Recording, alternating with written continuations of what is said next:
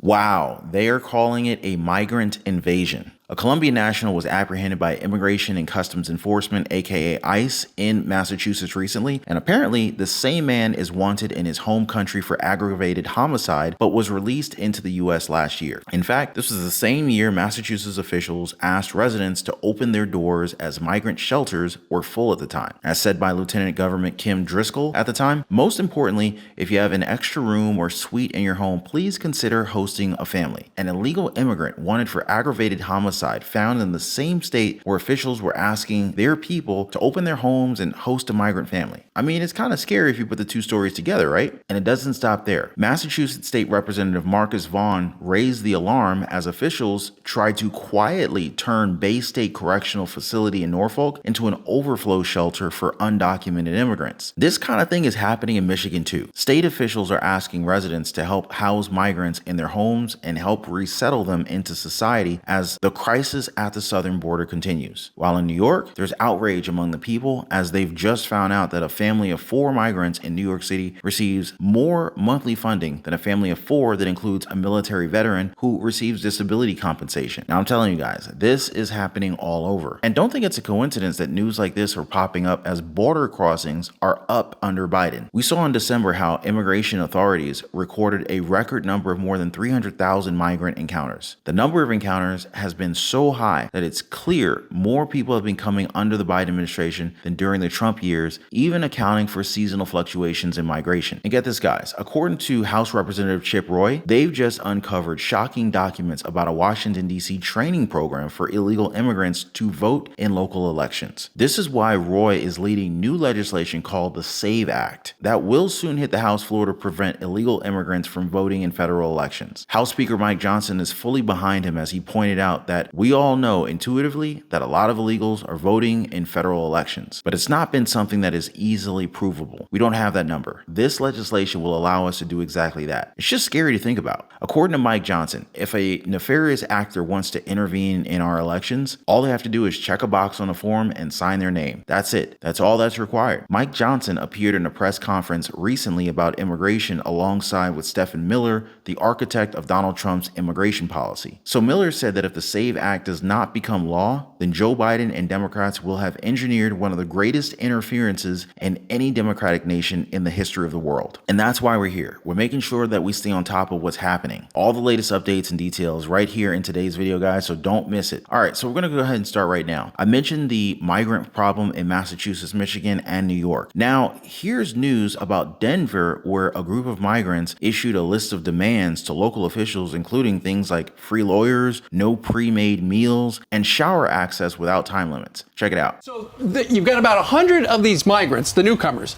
They put out a list to the mayor of 13 demands they've got to get if they wanted the city to get them out of there. And you know what? Apparently they're caving because 100 left. Yeah, oh, gosh, look at some of these demands. Food with fresh, culturally appropriate ingredients, no pre-made meals. They want shower access without time limits, medical professional visits. You can't kick people out of housing after 30 days without something stable established. They want a free immigration lawyer. They want employment support, no more law enforcement monitoring 24/7 in the shelters, transportation for kids to and from school. I mean, it's definitely surprising to hear about a list of demands from illegal immigrants, especially when you hear about things like free lawyers and transportation for their kids to and from school. You know what I mean? That's why I'm not really surprised anymore when I hear my friends say we should just vote for Trump so that we can get rid of this nonsense. The migrant crisis, the migrant invasion as some people call it, it has definitely become scarier and scarier by the day here in America. Just recently in Massachusetts, they apprehended a guy who, get this guys, was arrested in Colombia in 2014 and charged with aggravated homicide, aggravated theft, and possession of a weapon. He was then convicted and sentenced to 17 years in prison in 2016. But in a press release, ICE said he was apprehended by Border Patrol near San Luis, Arizona in November 2023 after illegally entering. And what did they do? They issued him a notice to appear before an immigration judge and released into the United States on his own recognizance, basically letting him roam free in the country and trusting his word that he's going to show up for his court date. Well, that's not what happened. Instead, ICE arrested him in Pittsfield, Massachusetts just this month. According to the Boston field office director, the Colombian national is wanted in his home country country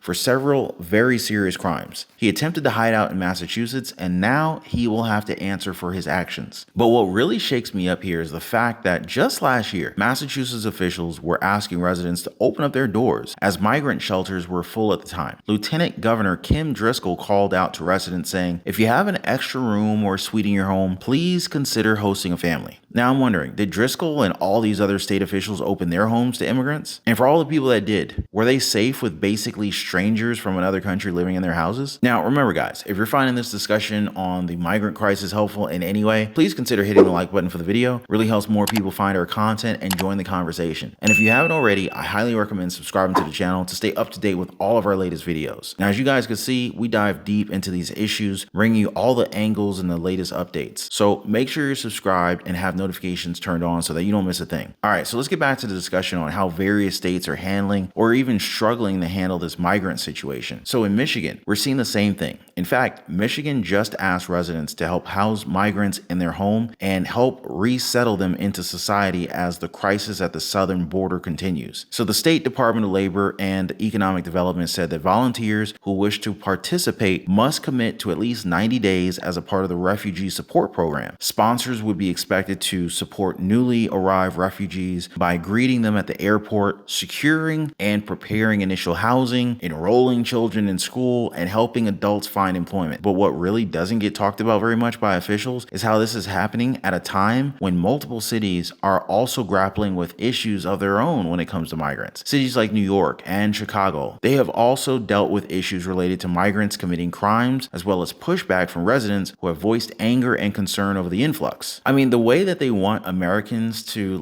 open up their homes and provide all this gratuitous support, picking people up from the airport and whatnot, you would think that this is not illegal, but this is in fact asking Americans to help migrants commit crimes. That is literally what these politicians are asking Americans to do right now. It's unbelievable. Now, I bring up vets because it was also recently brought to light how in New York City, a family of 4 migrants in New York City receives more monthly funding than a family of 4 that includes a military veteran who receives disability compensation. To be precise, migrants coming into New York City are being given prepaid debit cards that in certain cases, like food assistance, dwarfs the amount provided to families of legal status. For example, the average family of 4's monthly SNAP payment is $713, but migrant families of 4 receive $1,400 a month. That total is also higher than the military veteran's disability compensation. A veteran who has a 50% disability rating and a spouse with 1 child receives $1,255 once every 4 weeks. When a child under the age of 18 is added to that family, the payment rises $51 to $1,306 per month, still nearly $100 less than what a migrant family of 4 receives from the prepaid card assistance. Now, just imagine the sheer scale of this migrant operation. New York City alone has taken in more than 175,000 migrants and spent upwards of $1.45 billion just in fiscal year 2023 to shelter, feed, and provide services to migrants. Now, I pointed out earlier, border crossings have also been up under President Joe Biden. We saw in December, immigration authorities recorded a record number of more than 300,000 migrant encounters. And now, Republican lawmakers are bringing up the concern that shocking new documents just revealed a Washington, D.C. training program for illegal immigrants to vote in local elections. Documents obtained by Judicial Watch detail a PowerPoint shown in a Washington, D.C. Board of Elections event entitled Non-Citizen Voting Education Virtual Training. So the D.C. City Council amended its code in 2023 to allow non-citizen voting. It went a step further than other jurisdictions by allowing not just non-citizens, but those who are here illegally to participate in local elections. Federal law only allows citizens to vote in federal elections, but it prohibits requiring documentary proof of citizenship in elections. And so this is why Representative Chip Roy, together with other Republican officials, authored the SAVE Act that will soon hit the House floor to prevent illegal immigrants from voting in federal elections. Basically, the bill would aim to close any loopholes that allow people to register to vote without proof of U.S. citizenship or photo ID, require all 50 states to remove any unlawful immigrants from their voter rolls, add penalties of up to 5 years in prison for election officials who register non-citizens to vote, and require proof of citizenship for those who vote overseas. Now, according to Chip Roy, without the verification measures in the SAVE Act, we're basically asking people who are already breaking the law by coming to the United States illegally to abide by our honor system. No way. American elections should belong to American citizens, period. House Speaker Mike Johnson, speaking alongside Trump world heavyweights Stephen Miller and Hogan Gidley and Roy just a few days ago, did not give a full accounting of how many non-citizens have voted in elections, but warned that the number could be dangerously high. With the way that things are right now, according to Johnson, if a nefarious actor wants to intervene in our elections, all they have to do is check a box on the form and sign their name. That's it. That's all that's required. And so this is why Miller said the SAVE Act is the most important vote that most members of Congress take in their entire careers. And that if this bill does not become law, then Joe Biden and Democrats will have engineered one of the greatest interferences in our democratic nation in the history of the world. Now, of course, we can't let any sort of interference happen to our election, right, guys? So show your support for a fair and clean election this November. Drop a comment down below and share this video with like-minded people. That way we can all stay vigilant and keep an eye on election integrity together. And don't forget to subscribe to the channel and tap that notification bell for more immigration and election updates like this one, all right? As always, thanks so much for watching. Double thanks for hitting the like button, and I'll see you guys on the next one. Take care.